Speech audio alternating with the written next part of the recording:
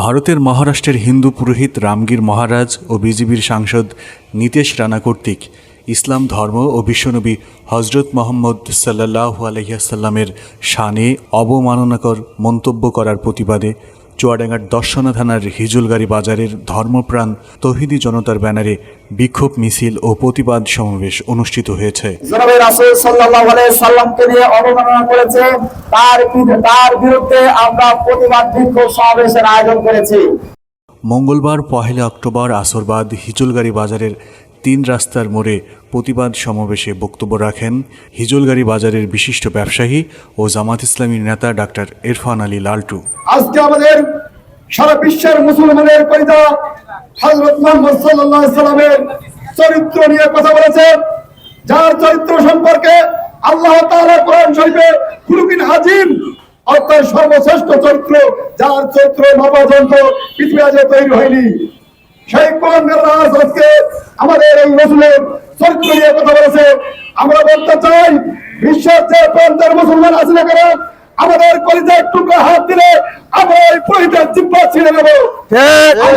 হুঁশিয়ার করে বলতে চাই, আর কোনো না জানো মুসলমানদের কলিজার হাত না নেই।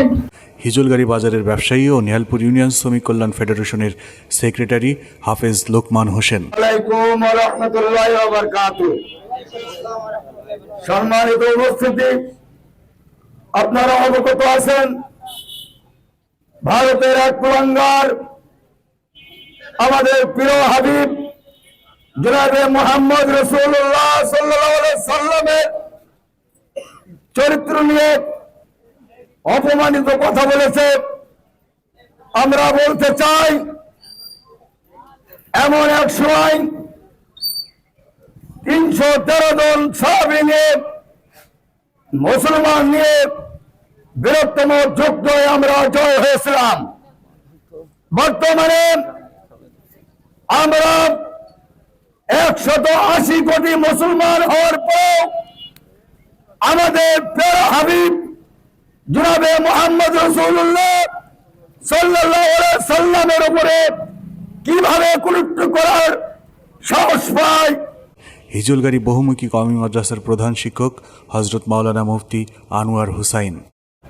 জাহানের সরদার মুহাম্মদ আরবি সাল্লাল্লাহু আলাইহি ওয়াসাল্লামকে ত্রুটিপূর্ণ মন্তব্য এবং কটাক্ষের প্রতিবাদে আজকের হিজলগাড়ি বাজার থেকে এই তৌহিদি জনতার সমাবেশ। এই সমাবেশ থেকে আমরা আজকে একটা ছোট্ট মেসেজ দিতে চাই, মুসলমানদের রক্ত, এই রক্ত কখনো বৃথা যাওয়া রক্ত নয়। মুসলমানদের রক্ত ইতিহাস কখনো বৃথা যাওয়ার ইতিহাস নয়। এই বিদ্রোহের দাবানলের আগুন যখন জ্বলতেছে, এই আগুন নিবেদিত করার আগ পর্যন্ত, নিভানোর আগ পর্যন্ত মুসলমান কখনো ঘরে ফিরে যাবে না। মুসলমানদের হৃদয়ের মণিকোঠা জাহানের সরদার, যার ব্যাপারে স্বয়ং মহান রব্বুল আলামিন বলেছেন, আন-নবিয়্যু আওলা বিল মুমিনিনা মিন আনফুসিহিম। আমার নবী, সমস্ত মুমিনদের কাছে নবী হলো প্রাণের চেয়ে প্রিয়, নয়নের মণিকোঠা, যার আখলাকের ব্যাপারে স্বয়ং রব্বুল আলামিন বলেছেন, ওয়া ইন্নাকা লাআলা খুলুকিন আযীম।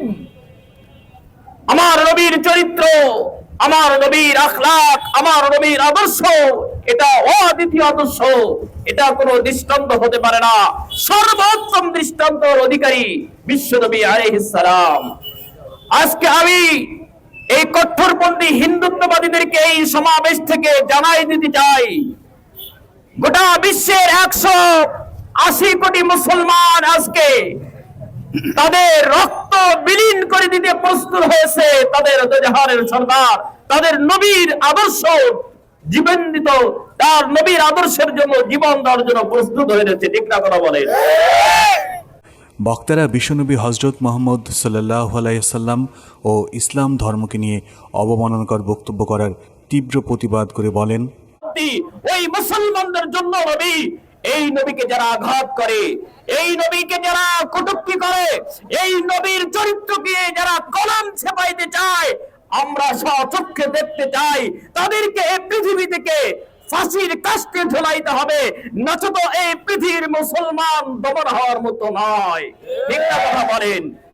এ সময় উপস্থিত ছিলেন বিএনপি নেতা আশকার আলী, হিজলগাড়ি বাজারের বিশিষ্ট ব্যবসায়ী জামাত নেতা হাজী নুরুল আমিন, সানোয়ার হোসেন সহ হিজলগাড়ি এলাকার ধর্মপ্রাণ মুসল্লি ও হিজলগাড়ি বহুমুখী কওমি মাদ্রাসার শিক্ষার্থীবৃন্দ।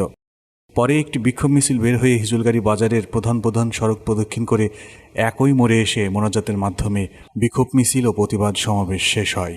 বিশ্বনবীর অপমান, বিশ্বনবীর অপমান, লিল্লাহি তাকবীর, লিল্লাহি তাকবীর, আকবরুল আলম